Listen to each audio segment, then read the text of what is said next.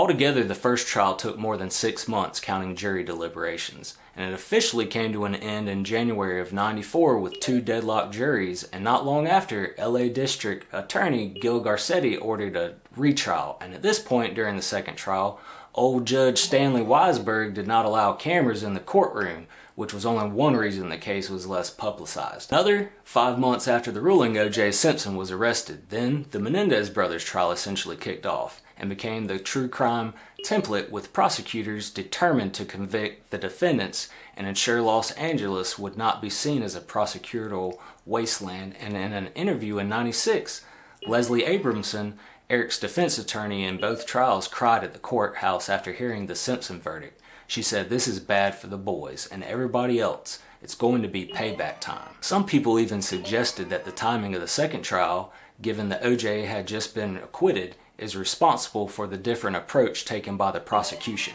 and the judge. Prosecutors argued there was no evidence of the alleged molestation, and the judge excluded abuse evidence from the second trial, even though there were witnesses who testified in the first trial along with Lyle and Erik. But they got washed in the wake of that when the judge said, well, Erik and Lyle are not women, so the battered women syndrome doesn't apply here, and all that trauma is not relevant and is not allowed in the second trial. To me, that sounds exactly like what a California or New York judge would say. Boys who are victims of sexual abuse and assault face additional challenges because those types of cases are less common and often less acknowledged, with those same difficulties being even greater decades ago.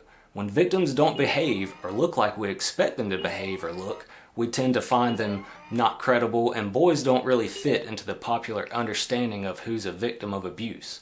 Not being believed from the beginning can be one of the most damaging experiences for a survivor. But on February 2nd, 1996, the jury convicted both brothers of first-degree murder, and they received life sentences without the possibility of parole. The verdict highlighted the complexity of the case and the alternating views on justice and mental health issues in the context of violent crime. The second jury convicted the brothers because they saw a completely different trial that was engineered to guarantee murder verdicts, and to show them so much less makes it not fair to the brothers or the integrity of the case. You don't go from a hung jury to a unanimous 12-0 verdict. Now, many argue that the brothers who say their father sexually abused them for years took the lives of their parents to save their own.